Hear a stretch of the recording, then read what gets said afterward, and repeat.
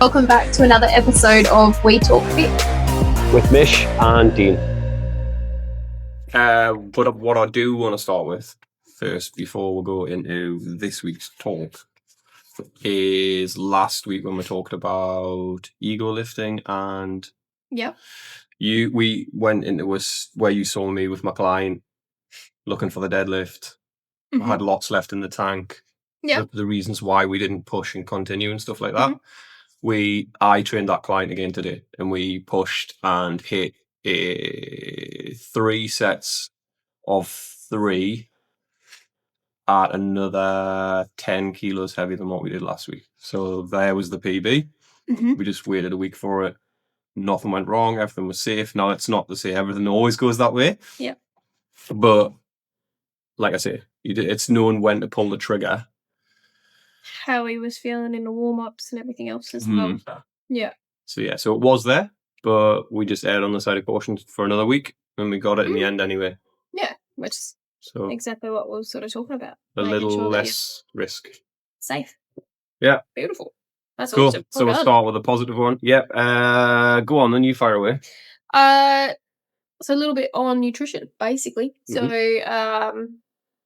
just trying to diet, learning how to diet, how you go about it, how you can either people go all in and fail or go all in and succeed, depending on their mindset. Cheat meals, going out, all that sort of how it all works. Yeah. Basically, and for different people. So okay. When chatting to clients and things, for me, it's getting to know them first and how they are around food, their relationship with it, whether or not they are or aren't food focused. So, everything becomes about food, which then most of the time people sort of go and eat whatever they want or fall off the wagon a bit because they are so food focused. So you want to get them away from that, essentially. So, just a little bit of a chat on the ebbs and flows of it, I guess. Yeah.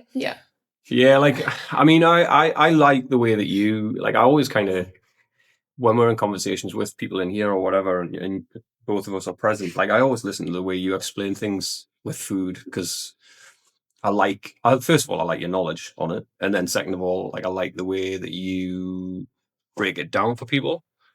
Out of all of the things, so when it comes to exercise, I'm good at exercise. I know what I'm doing. And I find it very easy to push that across to people. With the nutrition side of stuff, I have my own way of doing things. Yeah. And I'm not always the best at putting that across to other people. Yeah. So what I then try and do when I'm talking nutrition with people is really dumb it down, because that's how I understand things. And I can't stress enough that for the mass majority of people, simple advice done often will get you where you want to be. Yeah. And we've talked about magic pill stuff before, and whether it's exercise choice or one intense session in the gym or whatever, but it's the same. I find it's the same with nutrition. Yeah. And people try and, pardon the pun, bite off more than they can chew in one go. Try and do too much, yeah.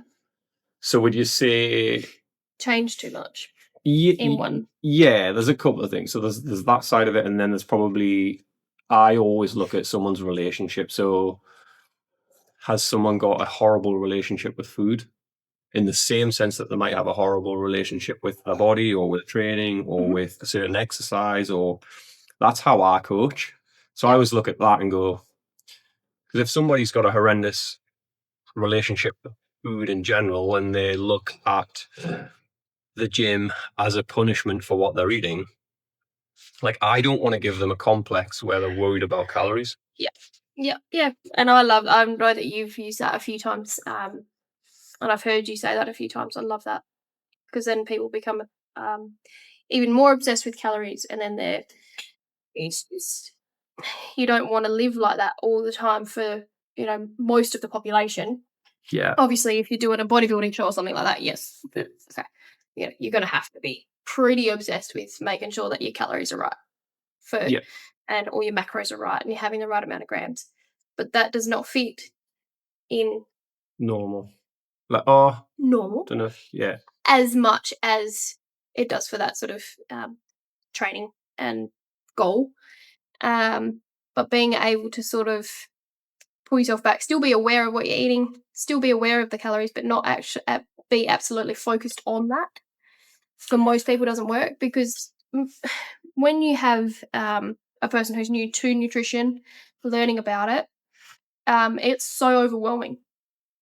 yeah, There's a lot to sort of think about and remember and go through, and your protein intake and your carb intake and your fat intake, and then going, all right, that's what these calories are, this is what this is, and then you just go, huh? And then they go yeah, back to what they know. So it's got to be done, like you say, it's got to be done basic for most people who are learning, because otherwise they just give up and it becomes that all or nothing mentality. yeah.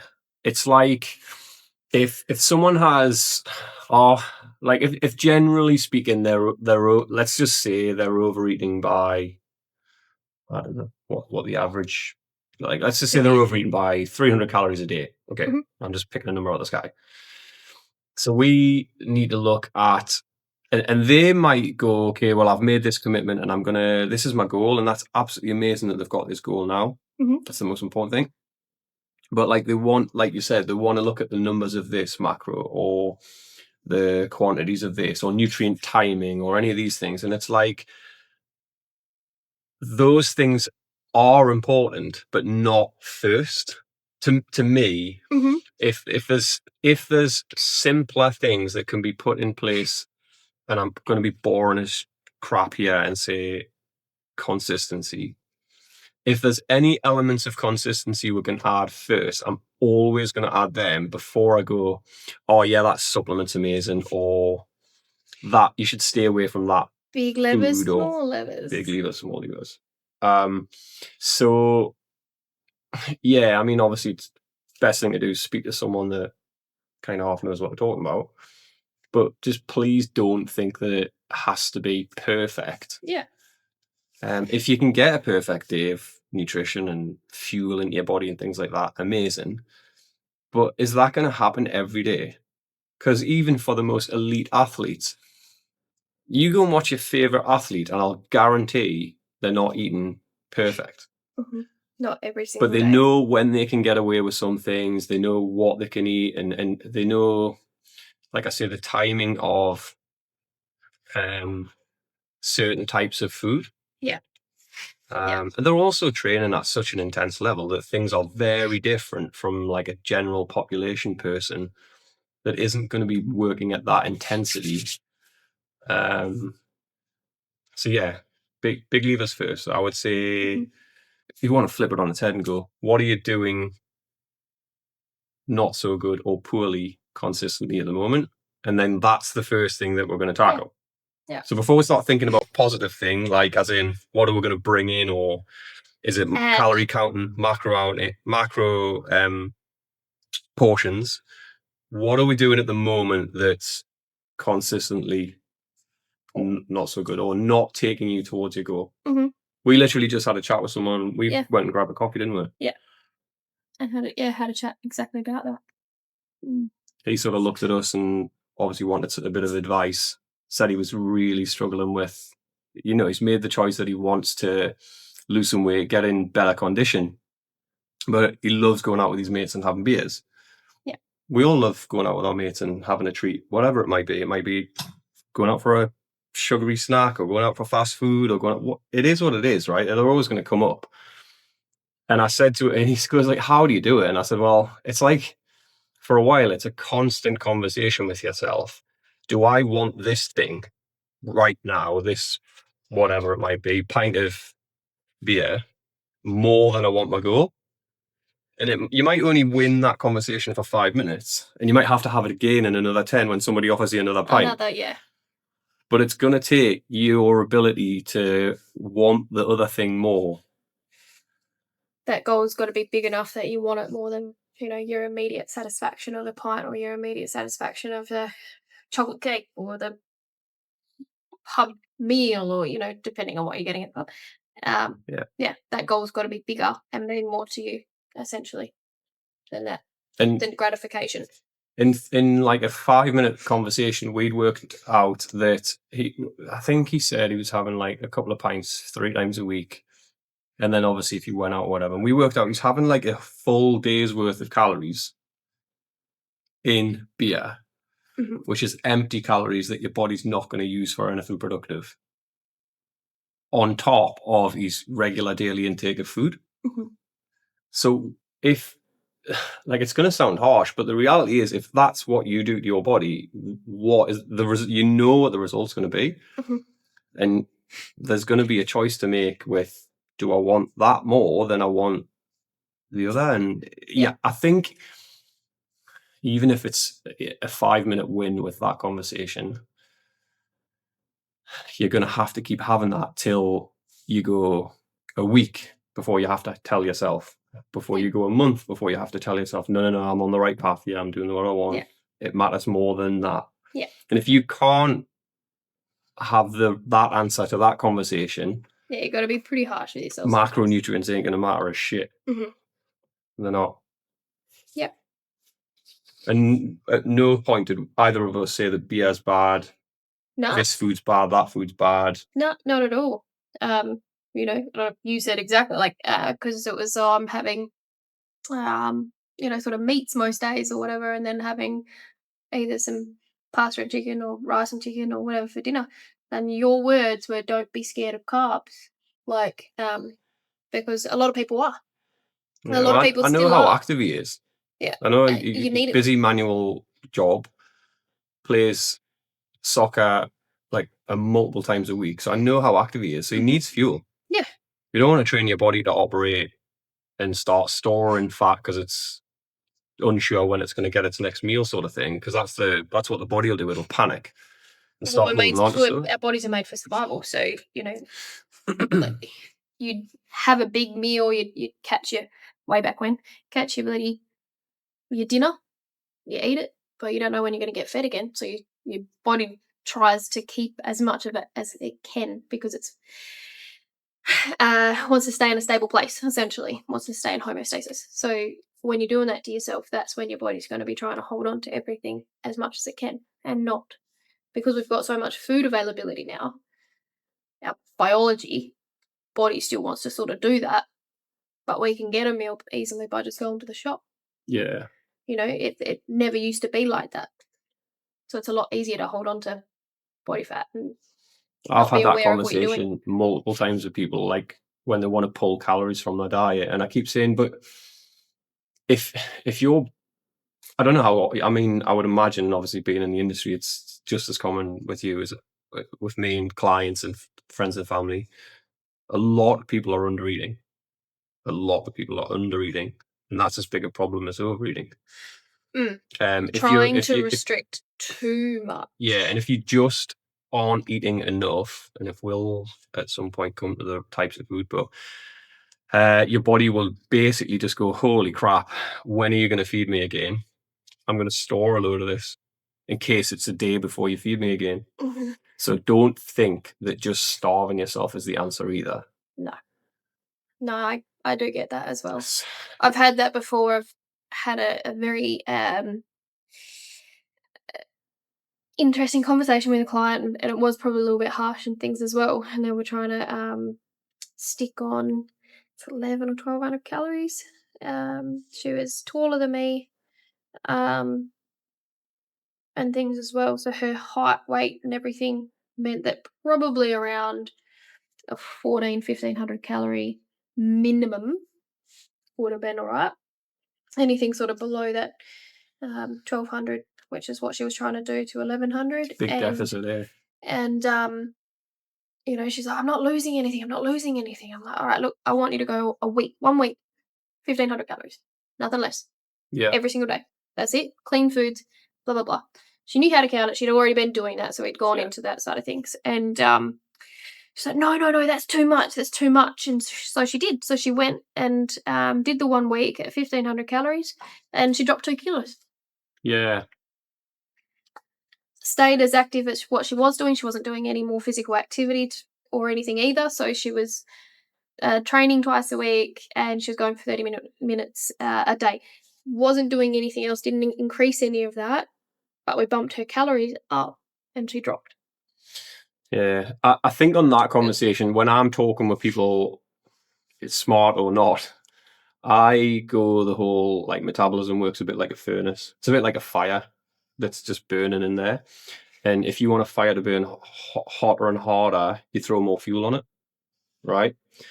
If you throw too much on, you'll smother it. Mhm. So and it just I've had a few wins where people have gone, all right, I sort of see what you mean, but then they have to take that and be patient enough to do 1,500 calories for a week or 1,500 calories for a month or 2 months or whatever it might be. They have to be patient enough to do it and go, all right. Now I get it. Okay, now yeah, I know what you mean now. Yeah. But again, this whole instant gratification thing that everybody's about, they'll not eat, the same calories for a couple of days and want to see an immediate response. You might get some instant weight loss. You might, Order. but you kind of like, if I'm talking to someone my age, I'm 42 years old. So this is the product of bad or good 42 years of work. Do you think I'm going to change that in a week? Mhm. Mhm. Like, just do the math. Yeah.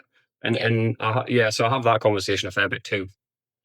The time, took you 5 years to get where you are now. It's not going to be a week to get you where you were 5 years ago. Yeah. Exactly that. Yeah. And then the other one is, we gently touched on it there, was not being scared of certain foods.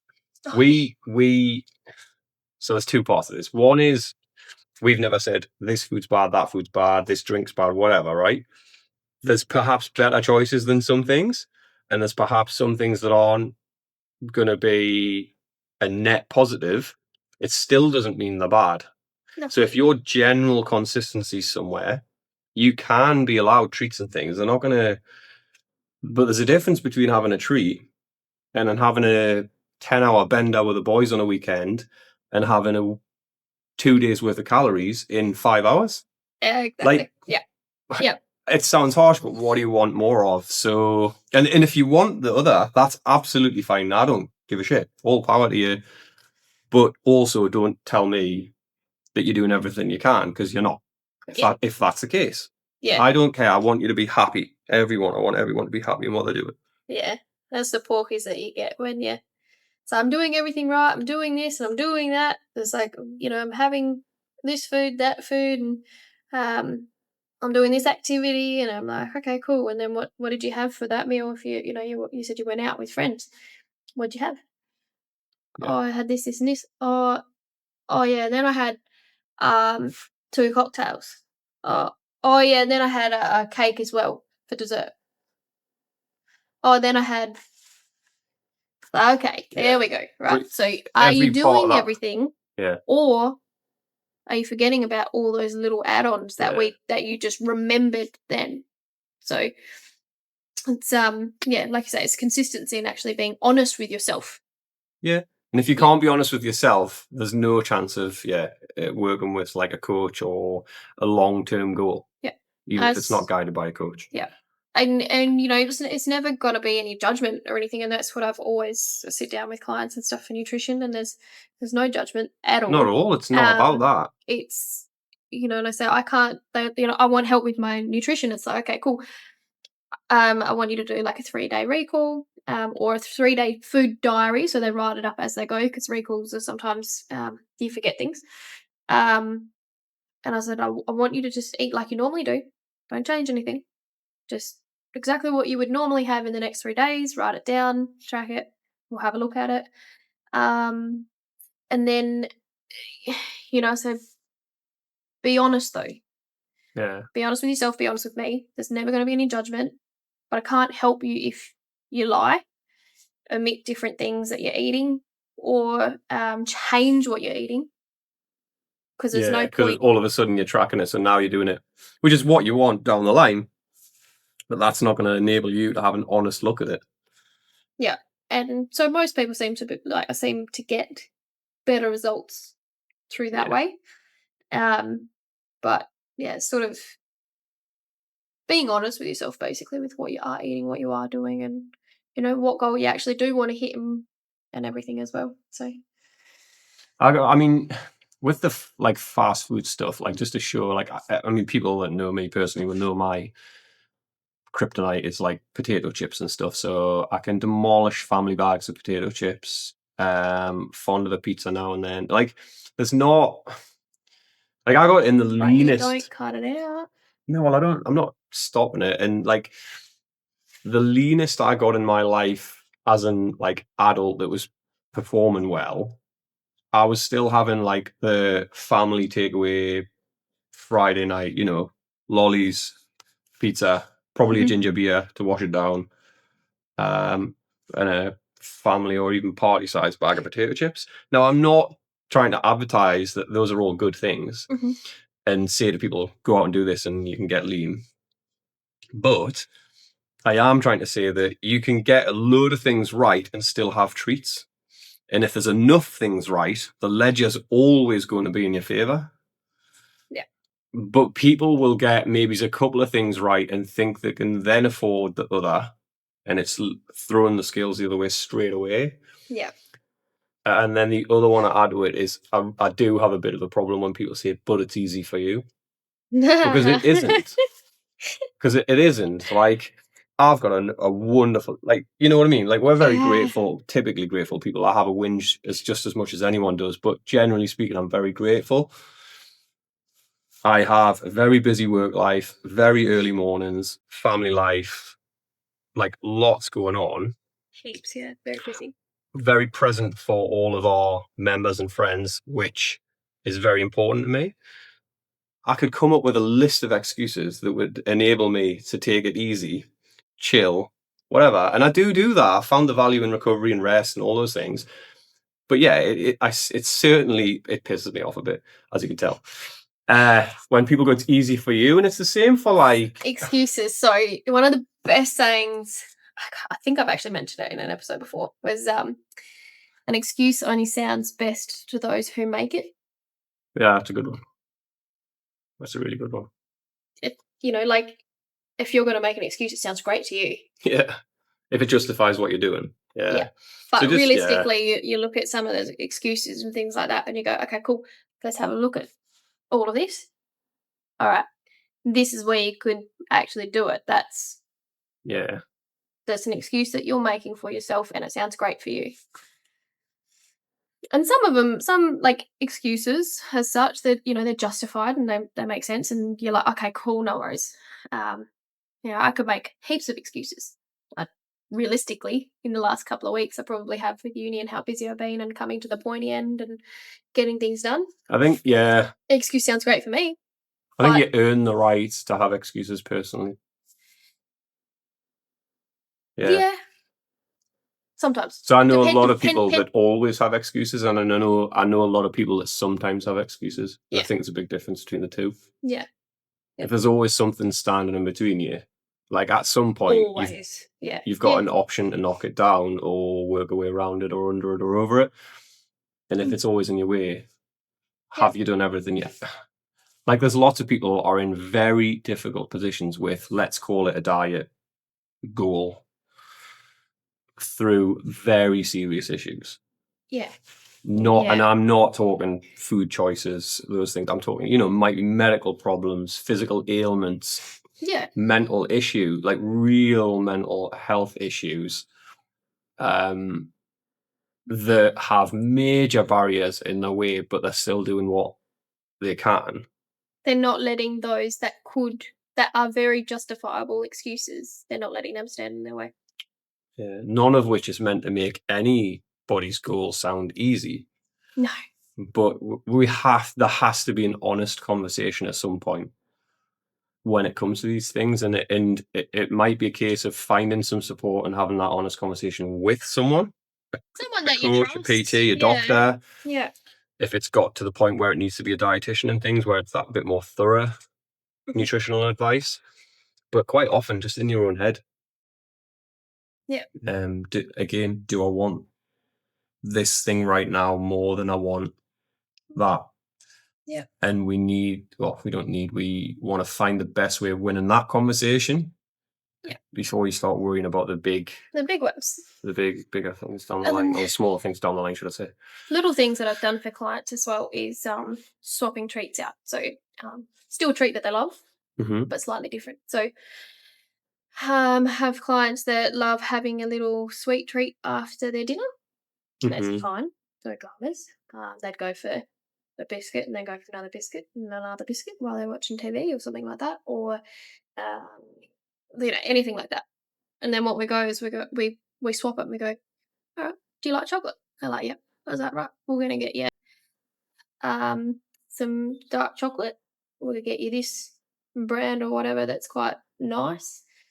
We're gonna go square. We're gonna have that and only that after your dinner. Um, and you're not gonna have a billion biscuits that you're gonna go through, Yeah. but you're getting your nice treat for the end of the day that you're having, that you like having, Yeah. and you have that after your dinner while you sit and Like, see, relax I and watch really TV. like that. And it's hard because I don't know whether I'm looking at from, because obviously I look at it from the same point of view that you do, because we have control and restraint. Most days. Well, yeah, like talk about you want to see when I Yeah. demolish a bag of chips, but Well, yeah. we talk about, because we've got that a little bit longer term outlook on stuff, and I wonder, presumably you've come across it with those particular scenarios where someone might not be able to stop at one square. Yes. So then, like, go back to that conversation we had with the lad before about, look, I went out for a couple of beers with my mates and I ended up having I don't know how many drinks he had. 5, 10, however many. 6, 7, 8, 9, 10, whatever. 6, 7. That's because my daughter does it every single day. Oh, yes. That's going to be so good. But I said to him, I said, like, there's probably going to come a point where you have to say, like, realistically, can I go out and have 2 beers? Realistically. Yeah. And if you can't go out and have 2 beers for fear of someone buying you another one, having another one, oh, but he borders it, so it's rude to turn it down or whatever. You either have to find mates that are going to support you, or just for a while, not knock around with them, or cut the evening short, or what. There's a million things you can do, and it's all chances to look at that same question about, is this what I want more than that? Mm-hmm. And it is hard for those who are around you as well. So in that sort of point of view with going out and catching up with friends or mates or whatever, and you're having those few beers and things. When I went through comp prep, I'd go out and I'd go out for dinner and I'd have a glass of wine or whatever, a rum, with my dinner, and I'd eat whatever I wanted for dinner when we went out. And when I went through comp, that became super, super strict. So, no drinking. I would actually prep my dinner and take it with me to a restaurant. I was present when you did that multiple times, and I was so impressed with how disciplined you were. So I would take whacking the old Tupperware tub out when we're all sitting tucking in with steak and chips, and and I'd take my own prepped meal with me to the pub, and it took over a year for my family to get used to that. Yeah, and it's hard with some people and friends and mindsets. Stuff. So, you want to drink? I was like, no, I'm not drinking.